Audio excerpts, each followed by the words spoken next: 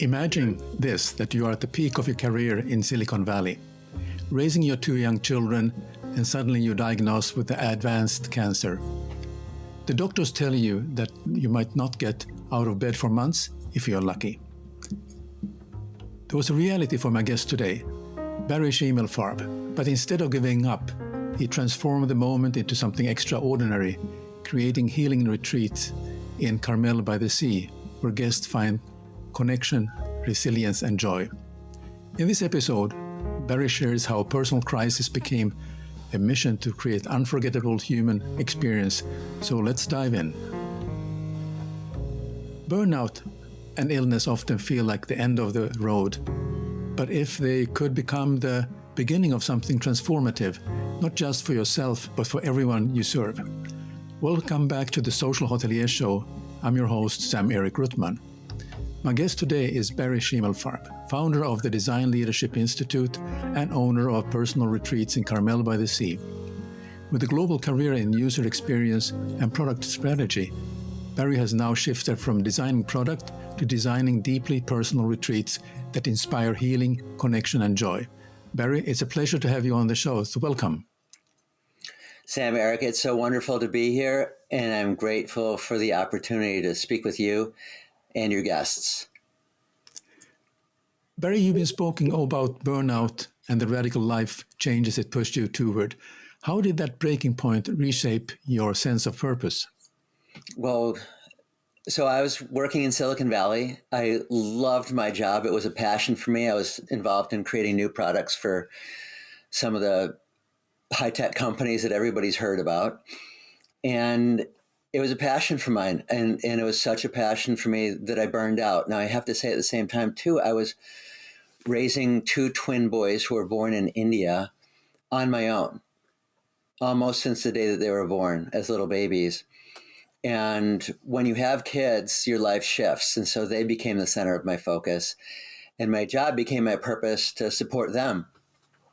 And so work became more and more difficult for me to the point where I really did reach a burnout. And ultimately, it wasn't just burnout, it was advanced cancer. And so I had to quickly shift my entire life, leave my job, sit my kids down who were 6 years old at the time, 7 years old by the time I went into multiple surgeries, and give them some really hard news. And when you hear, a doctor telling you what my oncologist told me, to put my friends and family network together immediately, that I wouldn't be able to raise my kids and that I'd be on feeding tubes, it catches your attention. Right. It changes your mind. But there was something about me, and it predated my cancer diagnosis, which was like, I'm very stubborn, I'm very driven. And when the doctor was telling me this, I was just saying in my mind, no, that's not going to happen. It's not me. I'm kind of one of those people that if they tell you you've got pancreatic cancer and most people are gone within 95% of people are gone, I'd be like, oh, well, I'm in that 5% then. I'm in the 5% who's going to live a full life. So hearing the words like, you might not get to, watch your little kids grow up. I said, no, I will watch them grow up. I won't be on feeding tubes. I'll be out of my bed every single day. I'll be back to work. I will do this.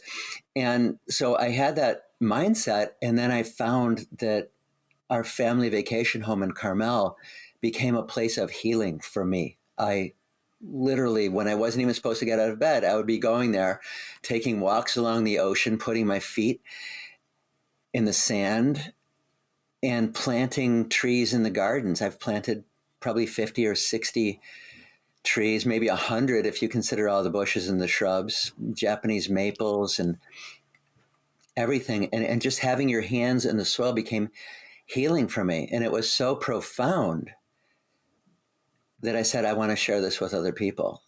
And wonderful. So that was the genesis of the transformation. Yeah.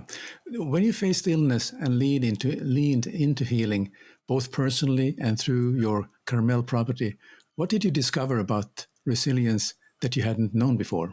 Well, one of the things that became very clear to me, there were a couple a couple of things actually now that I'm thinking about. One was that we have everything inside of our bodies to heal ourselves. Now, I'm not a person who's going to say to my doctor, nah, I don't need that surgery. I don't need that radiation. I did all of that.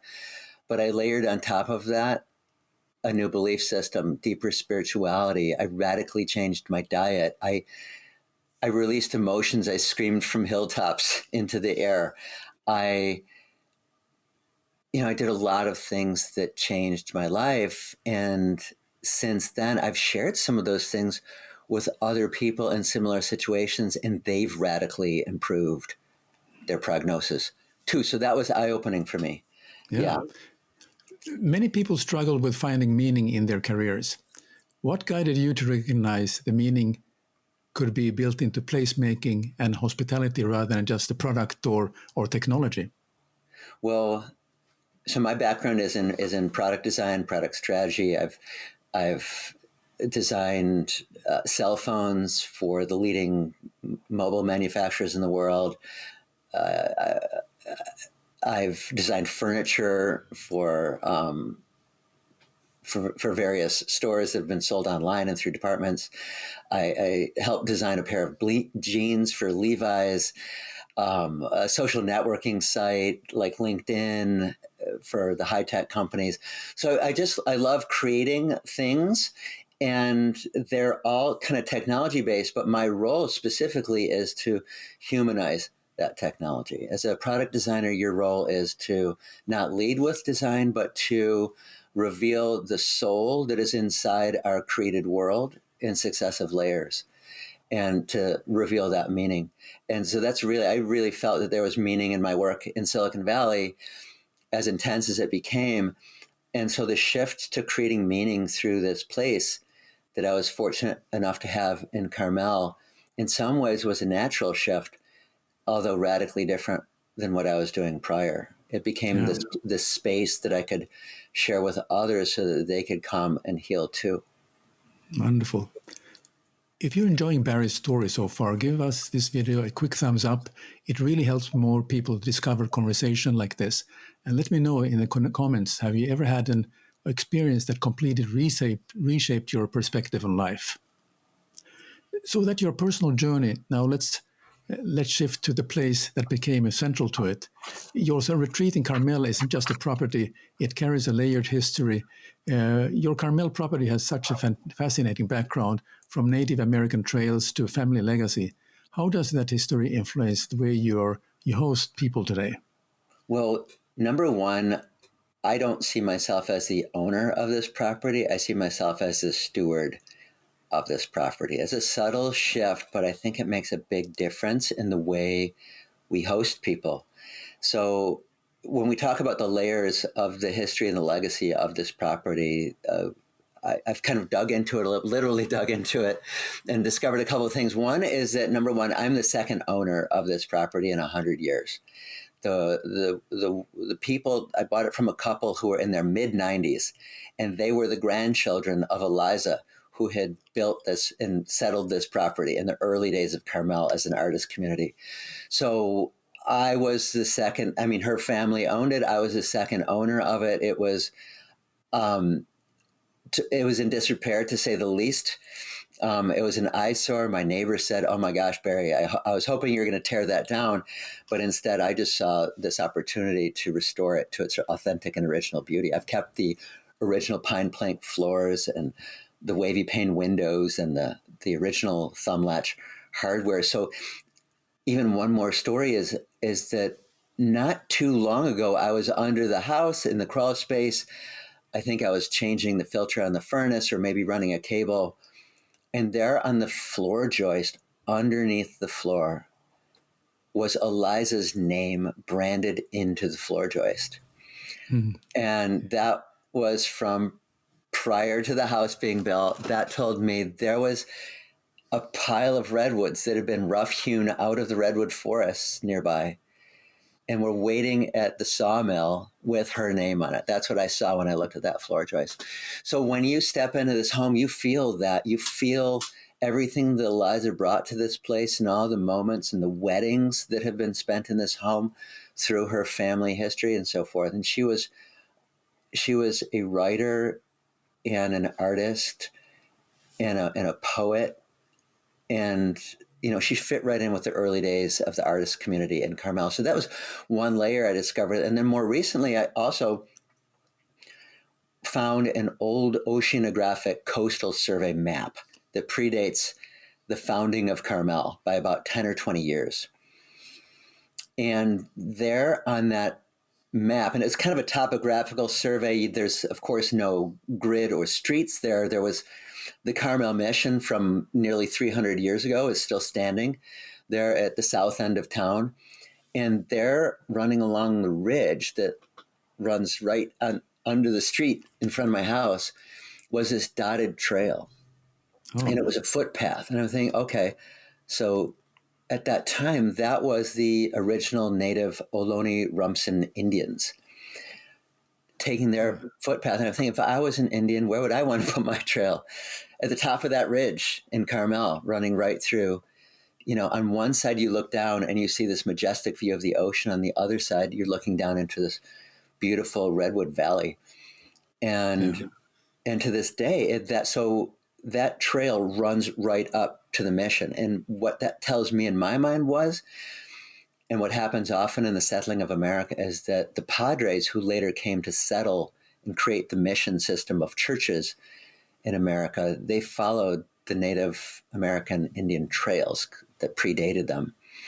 So there are those layers of history too, right under the house or surrounding the house, in front of the house. And then just these beautiful, I'll call them ancient oaks, but in California, 100 years old is ancient.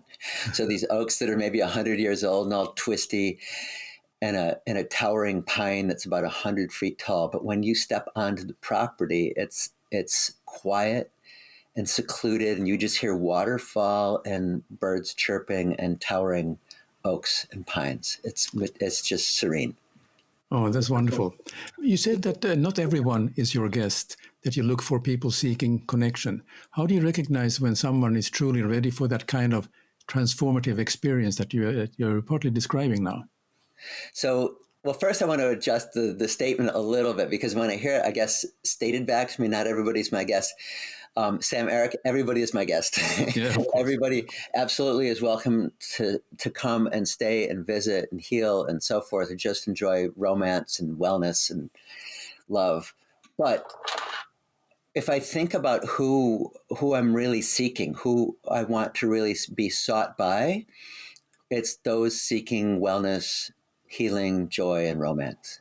Yes. I want people to come to find wellness, whether they're going through burnout or loss or illness.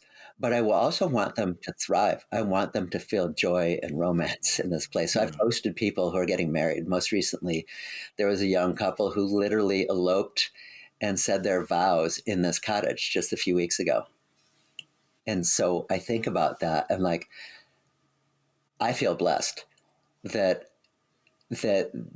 now this cottage is part of their life's history. And that's a gift for me. So it's those people who I want to be sought by. And if I might share one more story, that a few years ago, there was a couple who found me, and they reached out to me, and they said that they'd lost their unborn child. They'd miscarried and they were grieving. And they came here and spent time on a personal retreat. And I set them up with a partner that I work with in town who took them on a spiritual hike through the redwood forests.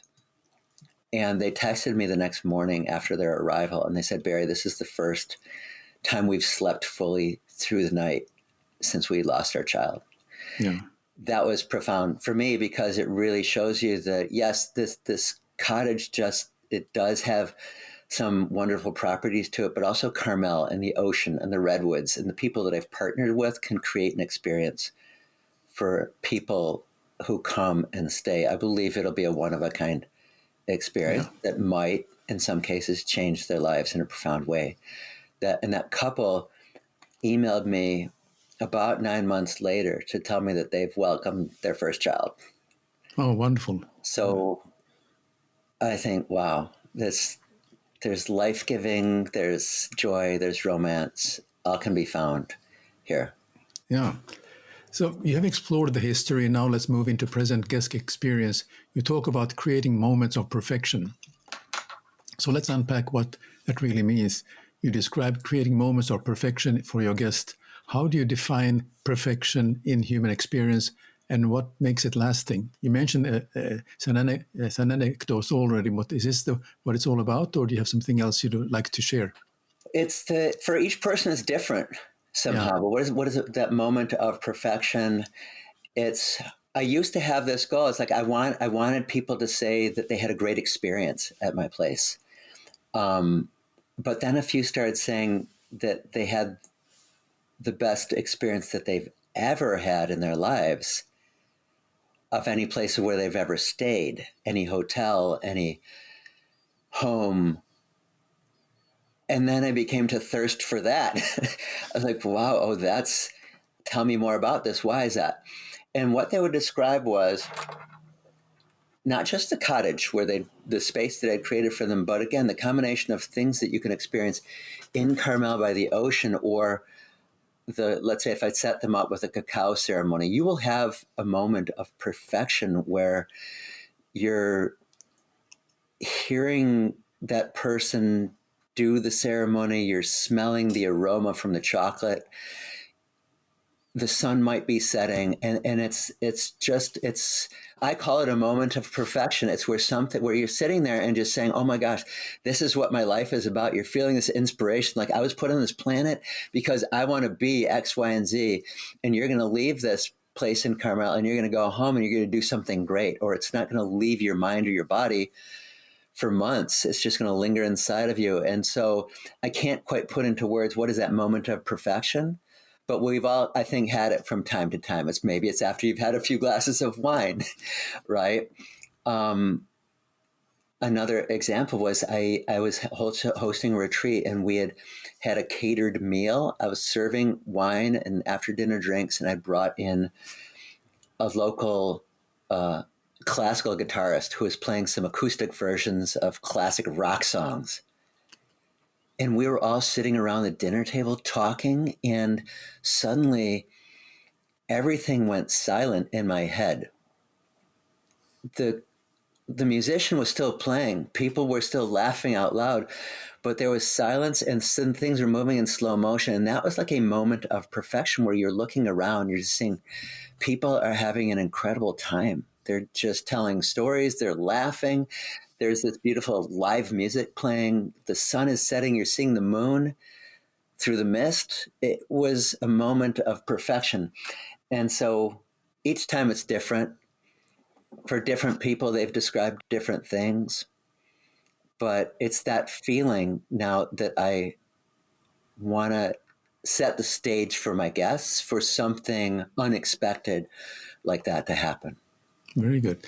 So your retreat is about building around human connection, but I want to zoom out for a moment. Hospitality today is changing fast. Technology plays a huge role. Technology once defined your professional life, and yet you retreated focus on humanizing experiences. What role, if any, should technology play in creating authentic hospitality today? Sure. Well, I'm living here in Silicon Valley because I'm passionate about technology, and I love technology. I love breathing it. I mean, Netflix is down my street. Apple's spaceship headquarters is 5 minutes from my house. I mean, I'm surrounded by high tech, right? But again, my role is about how can we make technology disappear? What we really want is human connection.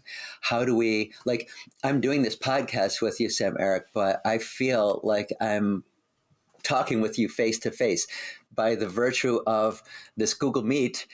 You're here in my office, right? You're here with me in this room, and I'm connected with you. I feel like I'm talking with you. So we want this technology to disappear.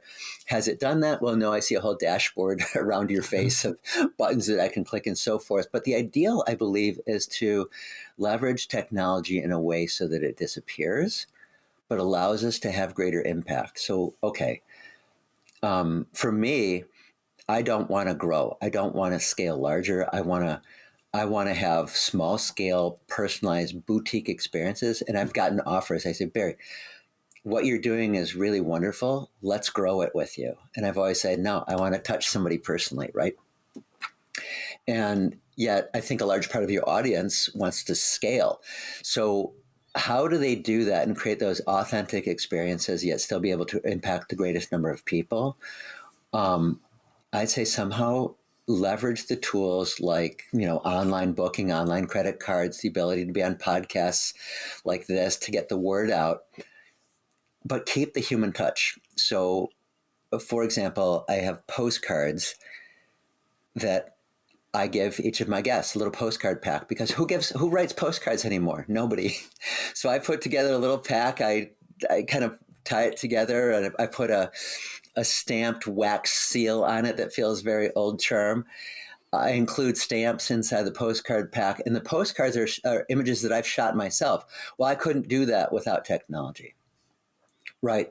So it's the services that we have online that allow me to create these postcards on demand that get shipped to my house tomorrow.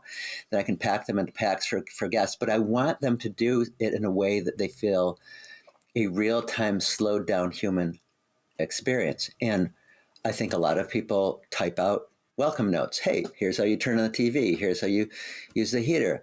But I write a note with my pen for every guest who arrives, because I feel when I'm writing that note, I am already thinking about that guest and connecting with that guest and thinking about how they're going to have a great time that I'm not going to get if I hit print on the print a button on my printer and computer.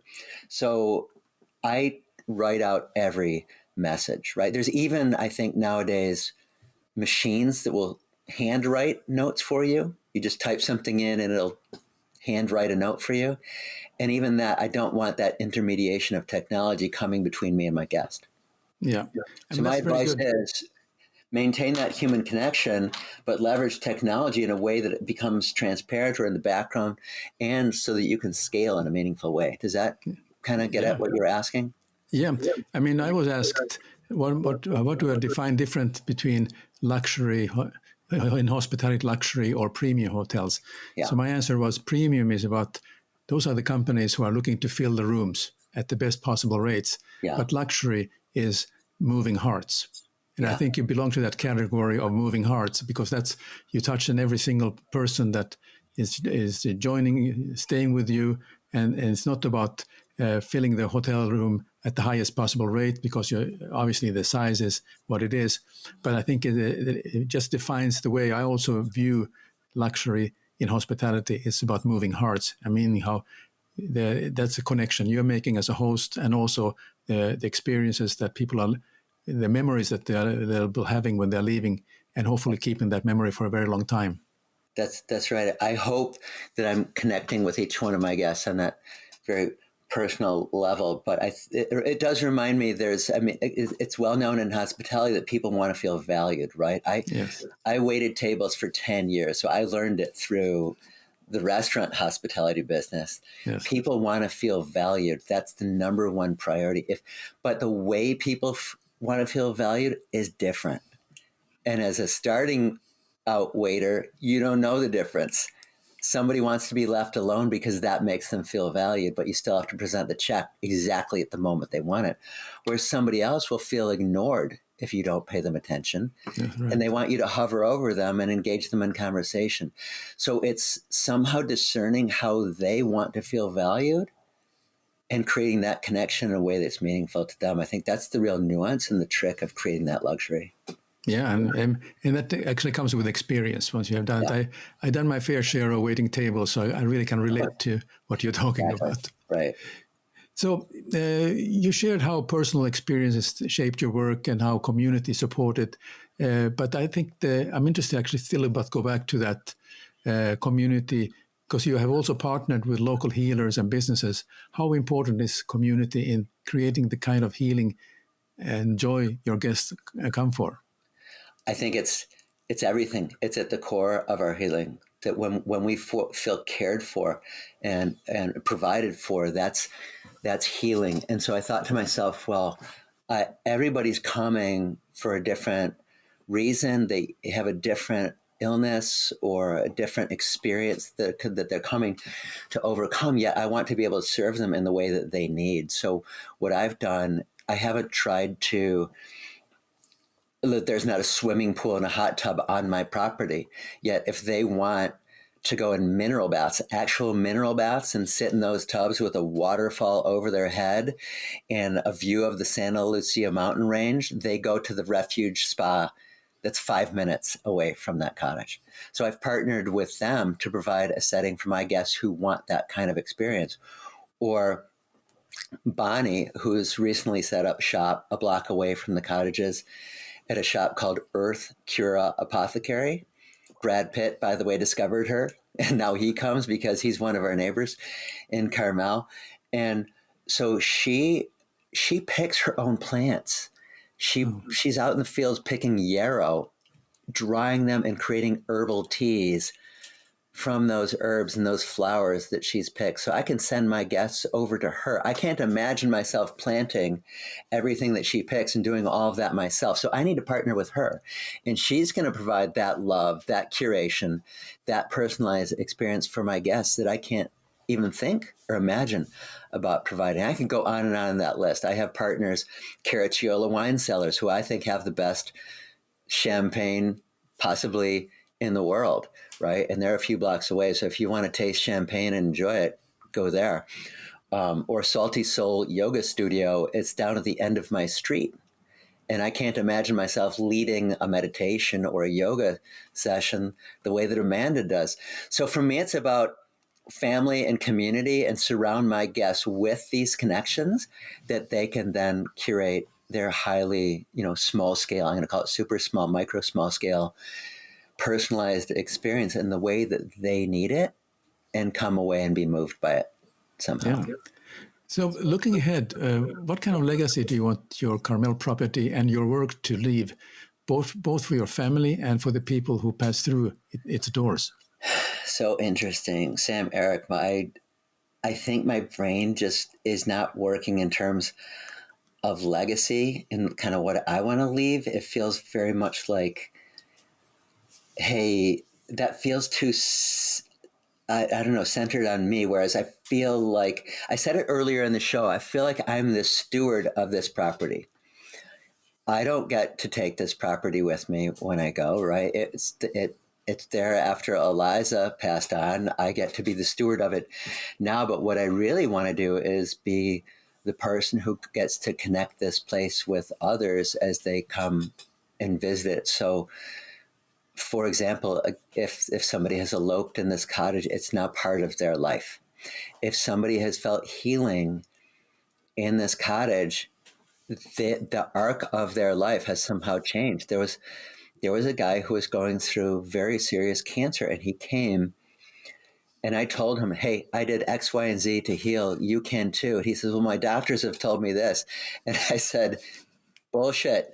Don't listen to your doctors. Of course, within reason, again, if your doctor's saying surgery, so, but he said, my doctors have put me on this medication to prolong my life, 6 or 9 more months. And I said, imagine yourself living forever. Why not be that person who lives forever? I said, are you healthy? 99% of your body is healthy. And he changed his life. 6 months later, he came back to me and he says, my brain tumors are gone. I'm in remission. My doctors are talking about taking me off of medication. So that changes me. I mean, if you ask me what my legacy, I can't think in terms of legacy, but I want to be somebody who connects with a guest. And they come back to me and they say, hey, I stayed in this place. I connected with your partners. I experienced the ocean. I walked in the sand. I hiked through the forests. I changed my life, and I'm alive now. For me, that's profound. I feel like that's a gift to me versus something that I can share with somebody else. That's what I want. Good. So before we wrap up, Barry, one question I ask all my guests besides what we discussed: what other trends do you see happening in hospitality that hoteliers should take note of? Because there's a lot of buzz going on about different type of trends in hospitality. But what are your thoughts? Well, certainly You referred to it earlier. I can't remember your words, but I mean, certainly there's a trend right now going on in wellness, combining wellness with going somewhere. It's a small scale right now, but certainly a growing trend. So I'm within that stream right now. I think there's also a trend that I'm seeing where it's this get out in nature, right? It used to be about wanting to be in large cities and public spaces and experiencing, Paris and London, which are incredible places. But now I'm seeing the movement more towards get away from all that, immerse yourself in nature.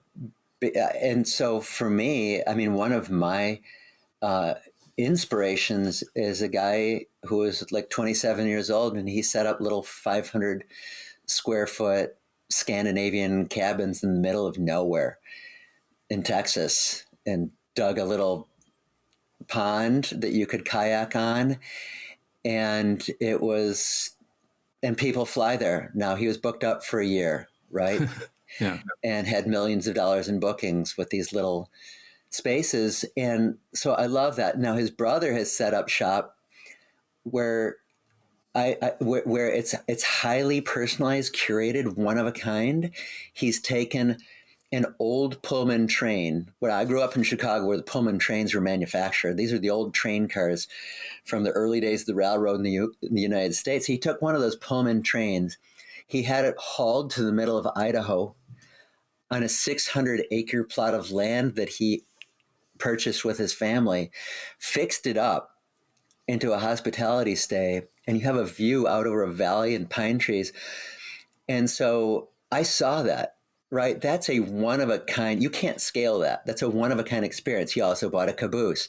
He fixed up a train depot. I stayed in that train depot. So I think there's this trend towards one-off unique, not cookie cutter, but one-off unique experiences that you're not going to find anywhere else in the world. And I'm not that right now, but I aspire to be that. I want people to come to my place and have that kind of one-of-a-kind experience. They say, I'm not going to find that anywhere else. Very good. So, Barry, I truly appreciate you to join today's episode and sharing your inspiring insights. This conversation reminds us that true hospitality isn't just about rooms or revenue, as I mentioned earlier. It's about people, connection, and creating moments that last. Your journey shows how resilience and vision can transform not only a career, but also lives of those we serve. And that's really what you earlier alluded to. That's really what we see the trend also. So, and to our listeners, I'd love to hear from you about what was the most meaningful hospitality or retreat experience you ever had. Share it in the comment, and I'd love to highlight your stories in a future episode. So if you enjoy this, give it a thumbs up, subscribe, and share it with someone who should be inspired by Barry's journey. And don't forget to check out his work at carmelretreats.com.